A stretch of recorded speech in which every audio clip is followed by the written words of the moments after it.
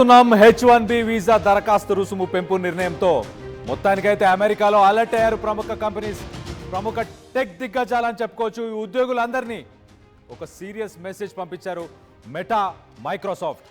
ఎంప్లాయీస్కి calls, messages, అలాగే mails ఇవన్నీ కూడా వెళ్తున్నాయి ఆ సంస్థ నుంచి. ఏమని వెళ్తున్నాయి? H1B వీసా ఉన్న ఉద్యోగులు ఎవరు అమెరికా విడిచి వెళ్ళొద్దని వార్నింగ్ ఇస్తున్నారు. అలాగే ఎవరైతే ఇతర దేశాల్లో ఆల్రెడీ ఉన్నారో వీసాతో వాళ్ళందరూ వెంటనే రిటర్న్ అవ్వండి, 24 గంటల్లో అమెరికాకు రావాలని చెప్తున్నారు. కనీసం 14 రోజులు ఎలాంటి విదేశీ ప్రయాణాలు పెట్టుకోవద్దని చెప్పేసి సూచిస్తున్నారు. ఈ మేరకు ఉద్యోగులకు మెయిల్స్ పంపారు మెటా, మైక్రోసాఫ్ట్. అమెరికా బయట ఉన్న ఉద్యోగులు 24 గంటల్లో తిరిగి రావాలని చెప్పి ఆదేశాలని ఆ మెయిల్స్ ద్వారా పంపించడం జరిగింది. భవిష్యత్తును దృష్టిలో ఉంచుకొని నిబంధనలు పాటించాలని చెప్పేసి సూచిస్తున్నారు.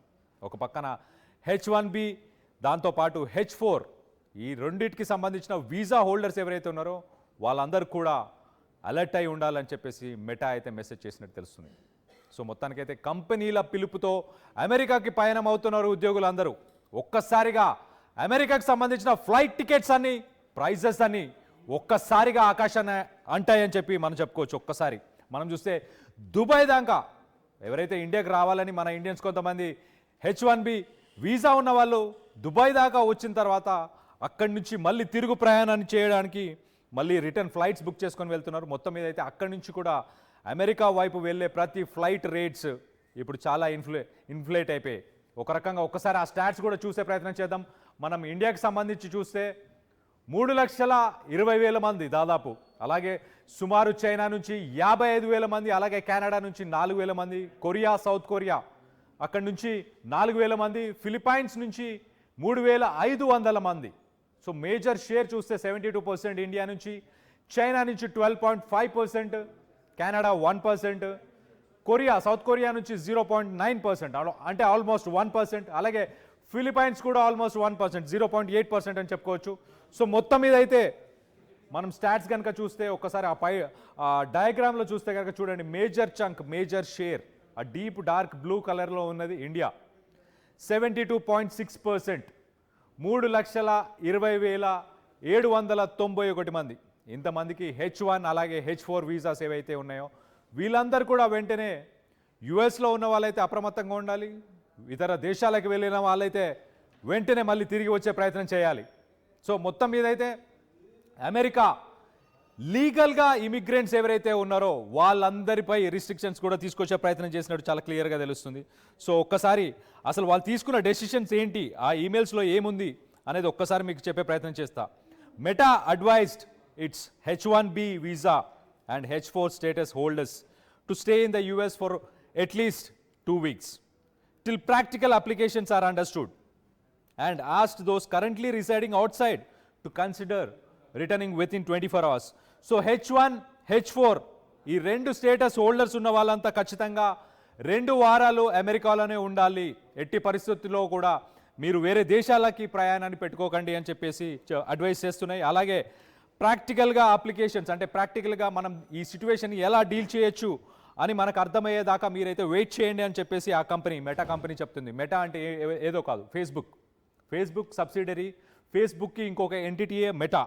సో మెటా దాంతోపాటు ఏం చెప్తుంది అని అంటే, ask those currently residing out side, ఎవరైతే వేరే దేశాల్లో వీసా హోల్డర్స్ ఉన్నారో వాళ్ళందరూ వెంటనే 24 గంటల్లో అమెరికాకు రండి అని చెప్తున్నారు. సో ఎయిర్పోర్ట్లన్నీ కిక్కిరిసిపోతున్నాయి. అమెరికాకు సంబంధించి ఫ్లైట్స్ అన్నీ, రేట్స్ అన్నీ ఒక్కసారి ఆకాశాన్ని అంటేసాయి. సో ప్రస్తుతానికి అలాంటి ఒక సిచ్యువేషన్ ఉంది. దీనికి సంబంధించి ఒక్కసారి మనం చూస్తే ట్రంప్ $1,000, $1,500 మాత్రమే ఉన్న ఆ వీసాకి సంబంధించిన ఏదైతే గవర్నమెంట్ పే చేసే ఫీ ఉందో దాన్ని ఒక్కసారిగా $1,00,000 తీసుకెళ్ళిపోయాడు. అంటే $1,00,000 తర్వాత ఏం చెప్తున్నారంటే, మీరు గవర్నమెంట్కి $1,00,000 కట్టి అలాగే ఎంప్లాయీస్కి శాలరీస్ ఇవ్వండి, మీకు అవసరం ఉన్న వాళ్ళని తీసుకురావాలని. అంటే దాదాపు ₹1 కోటి ఖర్చు చేసి ఏ కంపెనీ అయినా పిలుచుకునేదానికి వాళ్ళు ప్రయత్నం చేయరు ఖచ్చితంగా. సో అలాంటి సిచ్యువేషన్ని క్రియేట్ చేసి, ఒక ప్యానిక్ సిచ్యువేషన్ని క్రియేట్ చేసి ఇప్పుడు కంపెనీస్ని కూడా మెటా, మైక్రోసాఫ్ట్, గూగుల్, ఇంకా చాలా కంపెనీస్, MNCs, టాప్ కంపెనీస్ ఏవైతే ఉన్నాయో వాళ్ళందరూ కూడా ఇప్పుడు ఒక రకంగా ఒక రకంగా చెప్పాలంటే వాళ్ళందరూ కూడా ట్రబుల్లో ఉన్నట్టు. వాళ్ళందరి ఎంప్లాయీస్ ఎవరైతే ఉన్నారో వాళ్ళందరినీ మరి ఇప్పుడు రెన్యువల్ చేయించుకోవాలనుకున్నా కూడా ఒకవేళ H1B వీసా ఏదైతే ఉందో ఆ వీసా ఓన్లీ 1 year వ్యాలిడిటీ ఉంటుంది. 1 year తర్వాత మళ్ళీ రెన్యువల్ చేసుకోవాలి. ఒకవేళ రెన్యువల్ చేసుకోవాలన్నా మళ్ళీ $1,00,000 కట్టాలి అని చెప్తున్నారు.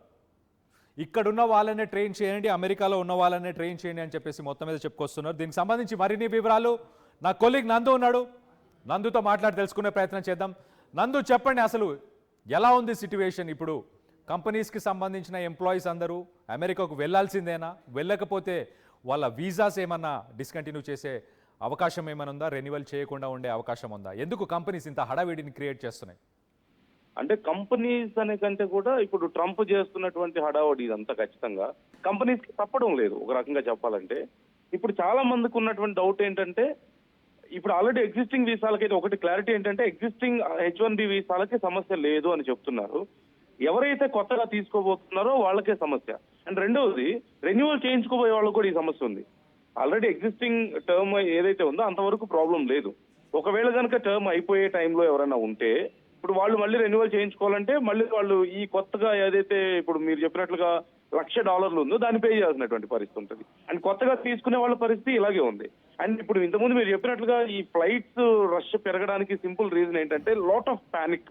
ఇప్పుడు చాలా మంది ఫర్ ఎగ్జాంపుల్ మన ఇండియాకే చాలా మంది చాలా రకాల పనుల మీద అటో ఇటో వచ్చేస్తూ ఉంటారు. వీళ్ళ ప్రాబ్లం ఏంటంటే ఇప్పటికిప్పుడు ఆల్రెడీ H1B వీసా ఉన్న వాళ్ళకి క్యాన్సిల్ అవ్వకపోయినా, లేదంటే ఇప్పుడు కొత్తగా తీసుకొచ్చినటువంటి పాలసీ వాళ్ళకి కూడా అప్లై అవ్వకపోయినా సరే ఒక రకమైనటువంటి ప్యానిక్ ఈ మధ్య. అంటే ఎప్పుడు ఏం జరుగుతుందో తెలియని పరిస్థితి. ఒకవేళ వెరిఫికేషన్ దగ్గర వెళ్ళేటప్పుడు ఈ లోపే ఏదైనా జరిగితే, ఈ లోపే ఏదైనా ప్రాబ్లం వచ్చి పెడితే, ఈ లోపే ఏదైనా మా వీసా విషయంలో ఏదైనా జరుగుతుందేమో అనేటువంటి భయం చాలా మందిలో ఉంది. అందుకని అమెరికాలో ఏవైతే కంపెనీస్ ఉన్నాయో వాళ్ళు పిలిపించుకుంటున్నారు, ముందు మీరు ఇక్కడికి వచ్చేయండి, మీరు ఒకవేళ బయట ఉంటే మళ్ళీ మీరు వచ్చే లోపు ఏదైనా జరగవచ్చు, మీ వీసాకి మీకు ఏదైనా జరగవచ్చు, కాబట్టి మీరు రిస్క్ తీసుకోవద్దు, మీరు అర్జెంట్గా బయలుదేరి వచ్చేసేయండి, అంత ఇంపార్టెంట్ పని ఉన్నా అని చెప్పారు. అండ్ చాలా మంది ఇండివిజువల్ పీపుల్ కూడా ఇదే పానిక్ లో ఉన్నారు. అందువల్ల చాలా మంది ఒక భారతదేశం నుంచి కాదు, చాలా మంది జపాన్ నుంచి కానీ ఇతర చైనా నుంచి కానీ ఈ దేశాలన్నిటి నుంచి కూడా ఒక్కసారిగా ఒక రకంగా ఎయిర్పోర్ట్లకు పరిగెత్తున్నటువంటి పరిస్థితి కనిపిస్తుంది. దానివల్ల ఈ విమానయాన సంస్థలు కూడా ఏవియేషన్ కి సంబంధించి కూడా చాలా అడ్వాంటేజ్ తీసుకుంటున్నటువంటి పరిస్థితి మనకు కనిపిస్తుంది. సింపుల్ ఒక మాటలో చెప్పాలంటే దసరా సంక్రాంతి టైంలో సొంత ఊళ్ళకి వెళ్ళే వాళ్ళకి బస్సుల ఫేర్లు ఎలాగైతే పెరుగుతాయో ఎగ్జాక్ట్ గా అదే పరిస్థితి. విమానయాన సంస్థలు కూడా ఇప్పుడు అదే అడ్వాంటేజ్ తీసుకొని ఖచ్చితంగా టికెట్ కొనుక్కోవాల్సిందే కదా, ఎంతైనా పెడతారు. రెగ్యులర్ గా 80,000 ₹1,00,000 ఉండేది ఇప్పుడు 1,50,000 చేస్తున్నారు, 2,00,000 చేస్తున్నారు. సో డిమాండ్ అలా ఉంది, వాళ్ళు పెంచుకుంటున్నటువంటి పరిస్థితి కనిపిస్తుంది. ఖచ్చితంగా సఫర్ అవుతుంది అయితే వీళ్ళే ప్రయాణికులే సఫర్ అవుతున్నారు ఖచ్చితంగా, ఆల్రెడీ అక్కడ పనిచేస్తున్నటువంటి కంపెనీ వాళ్ళు. కాకపోతే ఇక్కడ లాంగ్ టర్మ్ వ్యూలో చూస్తే ఇప్పుడు నీతి ఆయోగ్ CEO కూడా దీని గురించి రెస్పాండ్ అయ్యారు. ఏం మాట్లాడుతున్నారు, లాంగ్ టర్మ్ లో ఖచ్చితంగా ఒక రకంగా ఇది టర్బో బూస్ట్ లాంటిది ఇండియాకి. చాలా వరకు అమెరికాలో ఉన్నటువంటి మేధోపరమైనటువంటి సంపత్తి అంతా కూడా విదేశాల నుంచి వచ్చేది, మోస్ట్లీ భారతదేశం నుంచి, చాలా వరకు జపాన్ నుంచి, కొంత చైనా నుంచి.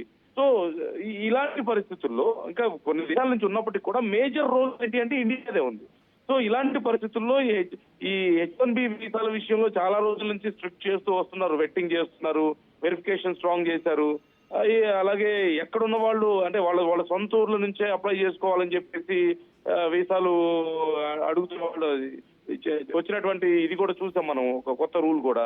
సో ఇవన్నీ ఒక ఎత్తు అయితే ఇప్పుడు $1,00,000 తీసుకెళ్తే మీరు అన్నట్లుగా ₹1,00,00,000 పెట్టాల్సినటువంటి పరిస్థితి. ఏ కంపెనీ అయినా సరే మేబీ ఒక ఎంప్లాయీకి సంబంధించి అతని శాలరీ ఒక 3 లక్షలు ఉంది అనుకుందాం. ఫర్ ఎగ్జాంపుల్ విదేశాల్లో పనిచేసే వాళ్ళకి మినిమం 2 నుంచి 3 లక్షలు, మన ఇండియన్ కరెన్సీలో మినిమం 3 lakhs అయితే వస్తుంది కదా. అక్కడి నుంచి 10 lakhs వరకు వచ్చే వాళ్ళు ఉన్నారు.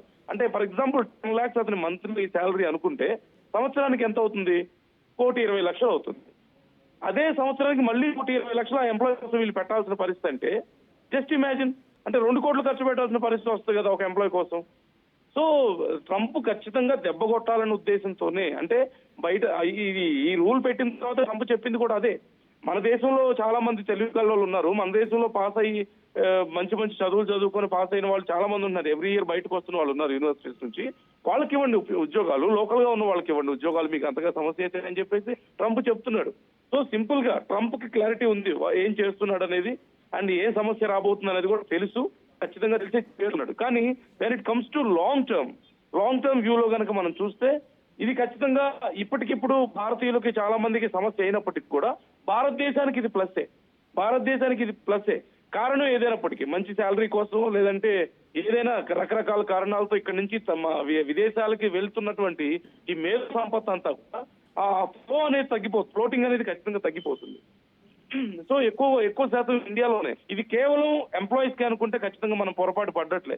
అంటే ఇది కేవలం అక్కడికి వెళ్ళి ఉద్యోగాలు చేసుకుని వెళ్ళిపోలేదంటే వ్యాపార ఇది వీళ్ళకి మాత్రమే కాదు, అంటే స్కాలర్స్ కి మాత్రమే అనుకుంటే కూడా పొరపాటే. ఖచ్చితంగా వ్యాపారం మెయిన్ బిజినెస్ భారతదేశం నుంచి అక్కడికి వెళ్ళి పెద్ద పెద్ద వ్యాపారాలు చేస్తున్న వాళ్ళు కానీ వీళ్ళందరికీ కూడా సమస్య ఉంటుంది. సో ఎక్స్పోర్ట్స్ తగ్గే అవకాశం ఉంటుంది, అట్ ది సేమ్ టైం అక్కడ వ్యాపారాలు తగ్గే అవకాశం ఉంటుంది, అక్కడికి వెళ్ళి ఉద్యోగాలు చేసే వాళ్ళ సంఖ్య తగ్గుతుంది. సో దానివల్ల అటు అమెరికాకి చాలా లాస్ ఉంది, టెంపరీగా భారతదేశానికి లాసే ఖచ్చితంగా, కాదని చెప్పలేము. కానీ లాంగ్ టర్మ్ లో మాత్రం ఇదంతా కూడా ఈ నాలెడ్జ్ ఈ ఇన్వెస్ట్మెంట్స్ ఇవన్నీ కూడా భారత్ కే మళ్ళీ తిరిగి టర్న్ అయ్యే అవకాశం ఉంటుంది. ఖచ్చితంగా ఇది లాంగ్ టర్మ్ లో రాబోతున్నటువంటి ఫస్ట్ ఒక 2 ఏళ్ళు 3 ఏళ్ళు కొంచెం టఫ్ అయినప్పటికీ కూడా నెక్స్ట్ 5 years తర్వాత ఎలా ఉండబోతుంది, నెక్స్ట్ 10 years కి ఎలా ఉంటుంది అంటే భారత్ కి ఇది చాలా ఖచ్చితంగా పెద్ద ప్లస్ పాయింట్ అయ్యే అవకాశం అయితే ఉంది. మరి ఒకవేళ అమెరికా రియలైజ్ అయ్యి మళ్ళీ ఫ్రీ చేసినా సరే, అంటే కొంచెం ఇలాంటి విషయాల్లో కొంత ఈ ఇంత స్ట్రిక్ట్ గా ఉండకుండా కొంచెం రీజనబుల్ గా ముందు మారినా సరే ఖచ్చితంగా భయం అయితే ఉంటుందిగా. ఏమో ట్రంప్ ఎప్పుడు డెసిషన్ తీసుకుంటాడో, ఏ నిర్ణయం తీసుకుంటాడో, ఎప్పుడు ఎలాంటి తలనొప్పి వస్తుందో, ఎందుకులే రిస్క్ అని చెప్పేసి ఇక్కడే ఉండిపోయే అవకాశం కూడా ఖచ్చితంగా ఉంటుంది. సో ఇది అన్ని రకాలుగా మీరు చెప్పినట్లుగా ఇటు ఫ్లైట్ ఛార్జెస్ అనేది ఇప్పటికిప్పుడు పెరిగిన మాట వాస్తవమే, కానీ ముందు తగ్గే అవకాశం ఉంది. అట్ ద సేమ్ టైం ఇప్పుడు ఇమీడియట్ గా భారతీయుల మీద ఎఫెక్ట్ ఉన్నప్పటికీ కూడా లాంగ్ టర్మ్ లో ఇది భారత్ కి మంచిదే అని చెప్పేసి నిజ సిఇఓ లాంటి వాళ్ళు కానీ ఆర్థిక వ్యవస్థ చెప్తున్నటువంటి పరిస్థితి. And it's going to be big loss for America ఖచ్చితంగా. ఎందుకంటే ఇంతకుముందు మనం మాట్లాడుకున్నట్లుగా మోస్ట్ ఆఫ్ ది నాలెడ్జ్ అంతా కూడా ఇతర దేశాల నుంచి వాళ్ళకి ఇంపోర్ట్ అవుతుంది. సో ఇలాంటి పరిస్థితుల్లో వాళ్ళు ఖచ్చితంగా లాస్ అయ్యే అవకాశం ఉంటుంది.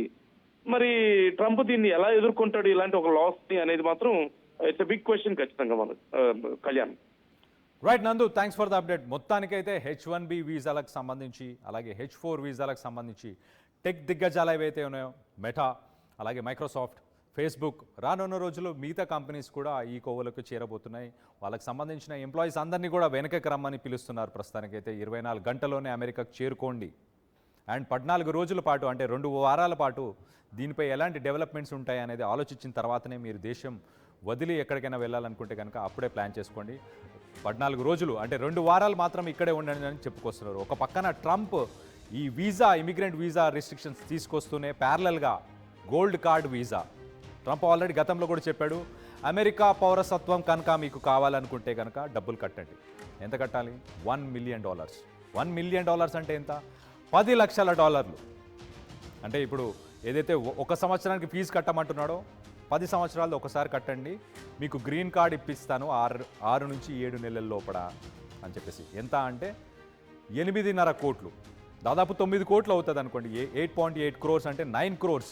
మీరు అమెరికా పౌరసత్వం కావాలి అంటే ఇక్కడ ఇమిగ్రెంట్స్ అందరినీ ఆపేసి ఎవరు డబ్బులు కట్టగలిగితే వాళ్ళకి నేను అమెరికా పౌరసత్వం ఇస్తా అని చెప్పేసి చెప్పుకొస్తున్నాడు. 3 రకాల కార్డ్స్ని ఆయన లాంచ్ చేశాడు. ఒకటి అమెరికా గోల్డ్ కార్డ్, ఇంకొకటి కార్పొరేట్ గోల్డ్ కార్డ్, దాంతోపాటు ప్లాటినం కార్డ్.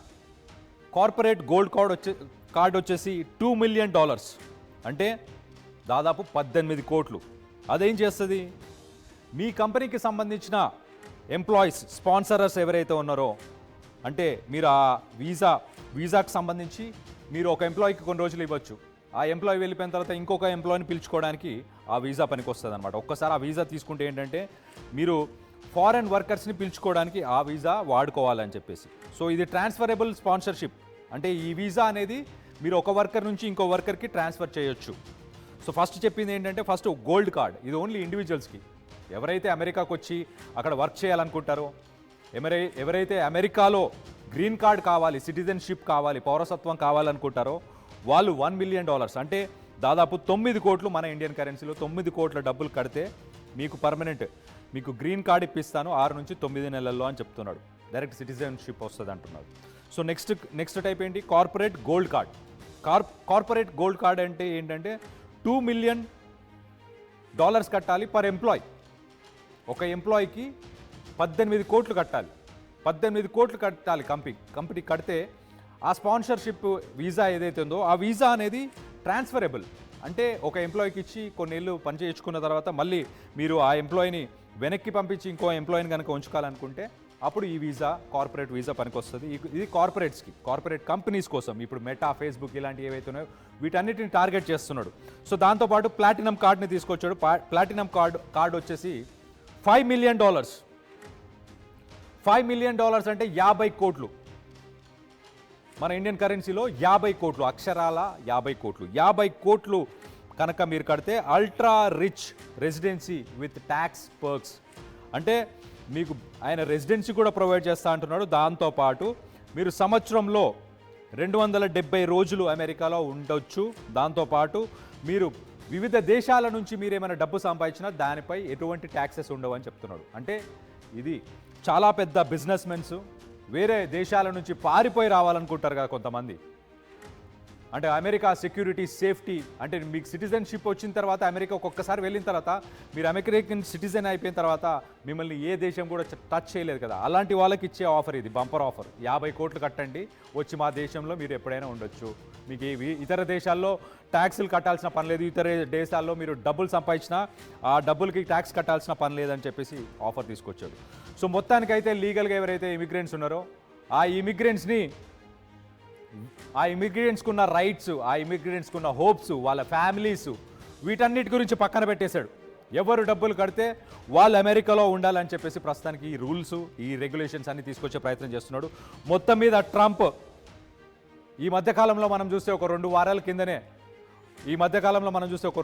కిందనే టెక్ దిగ్గజాలతోని ఆయన కూర్చొని ఒక భేటీలో ఉన్న తర్వాత జస్ట్ ఒక వారం 10 రోజుల తర్వాతనే ఇలాంటి ఒక డెసిషన్ తీసుకున్నాడు. దీనిపై మీ అభిప్రాయాలు ఏంటనేది కింద కమెంట్ రూపంలో తెలియపరచండి. మీకేమనిపిస్తుంది? మన దేశీయులు ఇక్కడే ఉండి పనిచేస్తే మంచిదా, విదేశాలకు వెళ్ళాల్సిన అవసరం ఉందా ఏంటి అనేది కింద కామెంట్ రూపంలో తెలియపరచండి.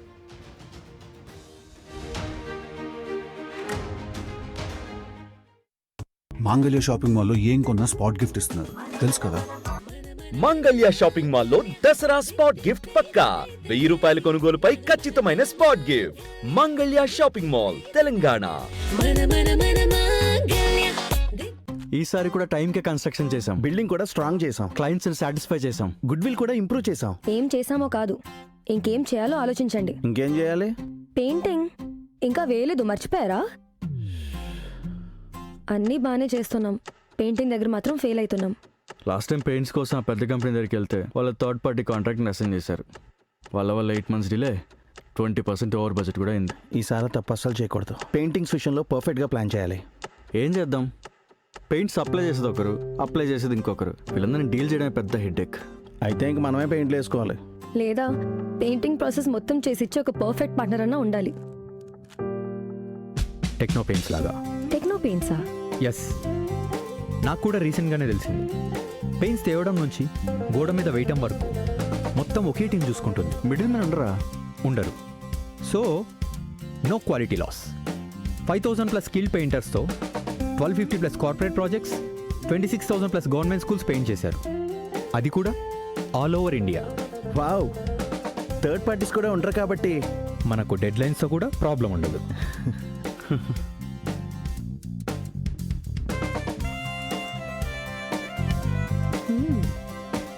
Perfect. From the factory to the wall, Techno Paints does it all.